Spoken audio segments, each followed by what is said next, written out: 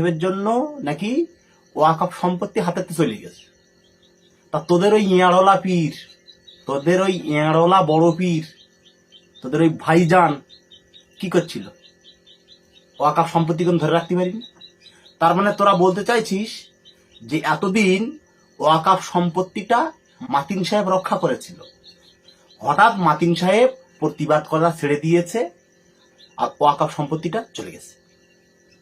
তার মানে তোরা এটা স্বীকার করে নিলি যে ইসলাম ধর্মে বা পশ্চিমবঙ্গের মুসলিম জাতির জন্য মাতিন সাহেবের অবদান অনেক উপরে তোদের ওই এঁড়লা পীরের থেকে। এটা তোরা আজকে স্বীকার করে নিলি।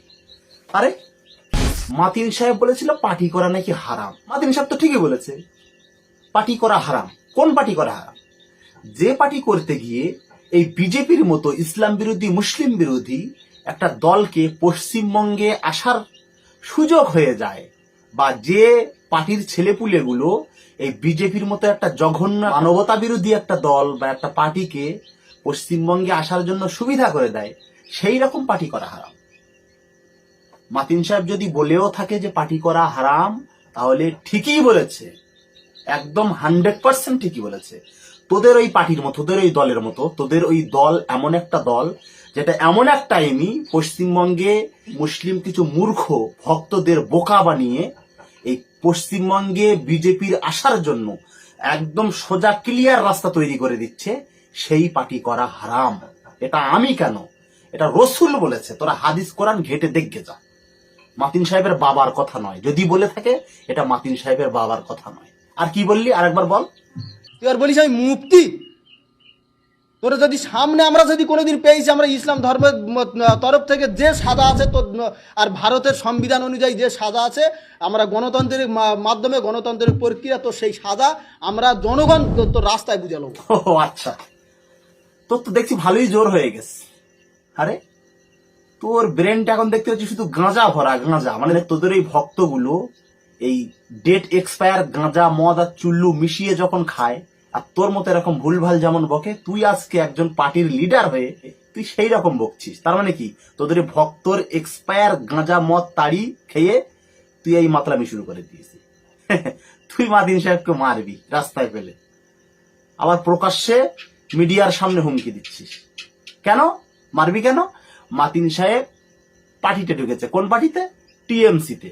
ও যদি বিজেপিতে ঢুকতো এ কথা ওরা বলতো না, কারণ বিজেপি তো ওদেরই দল, বিজেপির ওদের ব্রাঞ্চ।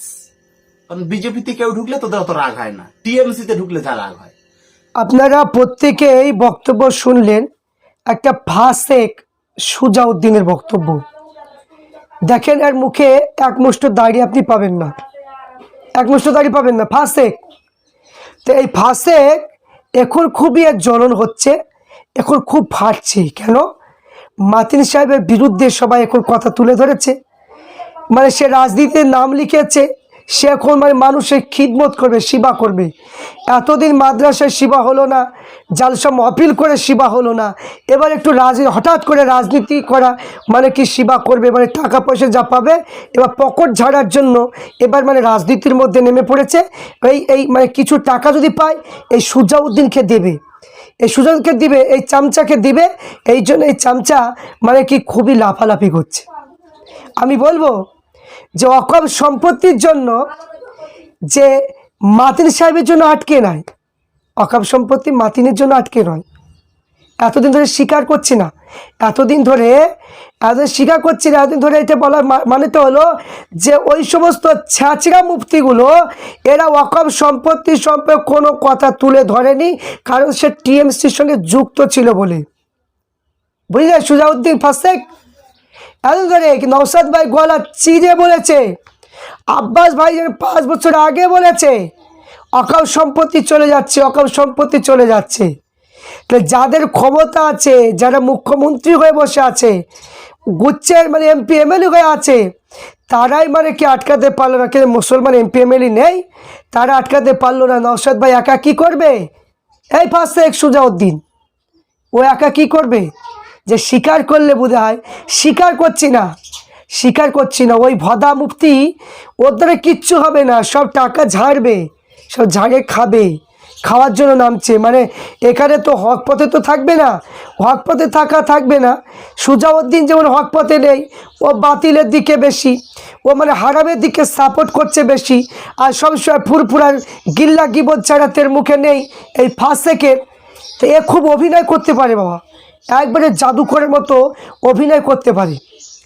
তা আমি বলবো এই ফাসেককে আল্লাহ ভালো শায়েস্তা করবে, কারণ হারামের প্রতি সাপোর্ট করা আর ফুরফুরার বিরোধিতা করা।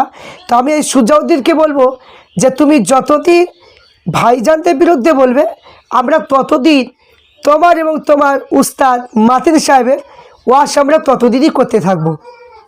কি বুঝলে? খুব চাকা লাগছে, এবার ফাটছে, জ্বলন উঠছে, তাই না? খুব জ্বলন উঠছে কেন? মুফতি মানে কি আসামের খিলাফতপ্রাপ্ত পীর সাহেব আপনার বলেছিলেন যে রাজনীতি করা চলবে না, রাজনীতি করলে সব টাকা ঝেড়ে খাওয়ার জন্য রাজনীতি করছে মৌলানা মুফতিরা। কই আপনার আসামে খিলাফতপ্রাপ্ত পীর সাহেব ফতুয়া দিয়েছিল, তাহলে মাতিন সাহেবের জন্য এবার কী ফতুয়াটা পড়বে? কি ফতুয়া পড়বে সুজাউদ্দিন সাহেব বলুন, কি ফতুয়াটা পড়বে? এবার বেশি চুলকালে চুলকে দেওয়া হবে, দাদের বেশি চুলকাতে যেওনি, চুলকে ওষুধ লাগিয়ে দেওয়া হবে। খুবই লাফালাফি, মানে মানে ফুরফুরার কথা বললে খুবই আনন্দ হয়, আর মাতিনের কথা বললে খুব চুলকিনি শুরু হয়ে যায়।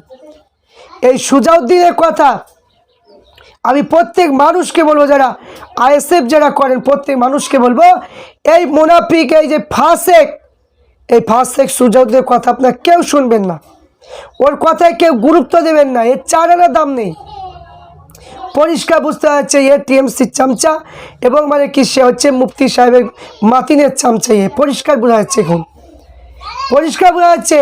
এই জন্য আমি ভাবি যে কি ব্যাপার, এ ফুরফুরার এত মানে বিরোধিতা করে কেন? আসলে যে এত মানে কি যে মাতিনের চামচা, তা আমরা তো আগে জানতাম না।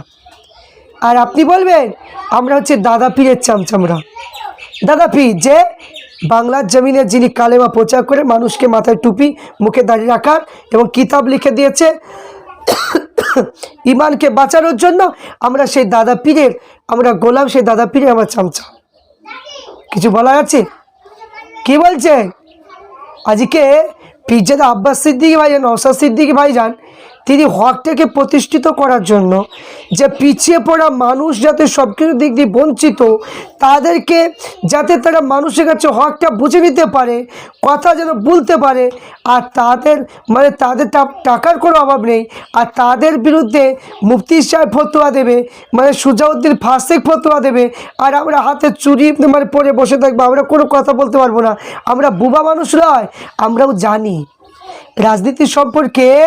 সুজাউদ্দিন রাজনীতি সম্পর্কে কম বেশি কিছু জানা আছে, কোন মানে কি কোন পয়েন্টে কোন জায়গায় কীভাবে গুজি মারতে হয় সেগুলো আমাদের জানা আছে।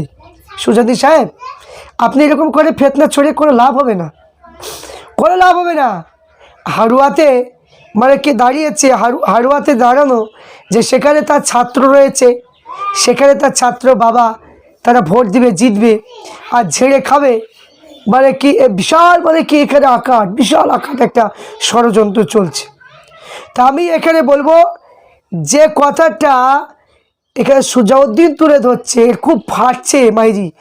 আজকে মানে কি যে মাতিন সাহেবের বিরুদ্ধে বলেছে, ওর খুব জ্বলছে, খুব জ্বলন উঠেছে। এরকম জ্বলন মানে উঠাই তো স্বাভাবিক।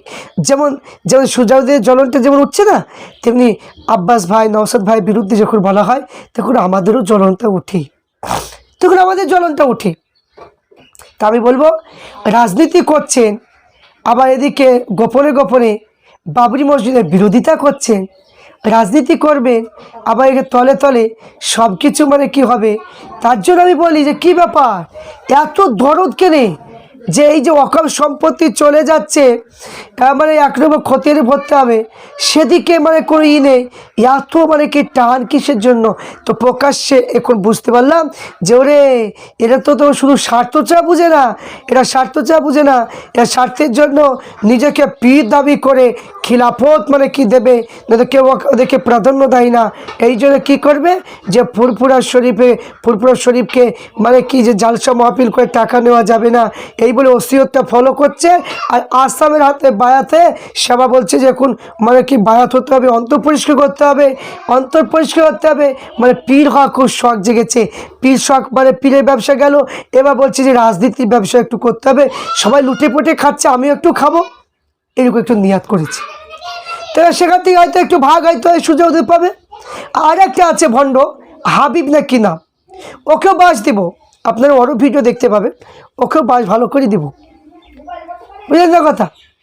তাই প্রত্যেক সুযোগ দিকে বলবো, যত মানে কি লাফালাফি করবে তত আইএসএফের লোক সংখ্যা তত বাড়বে। খবর তো শুরু, শেষ হতে দিন, অবশ্যই সব ঠিক হয়ে যাবে, সব ঠিক হয়ে যাবে, বুঝতে পারলে।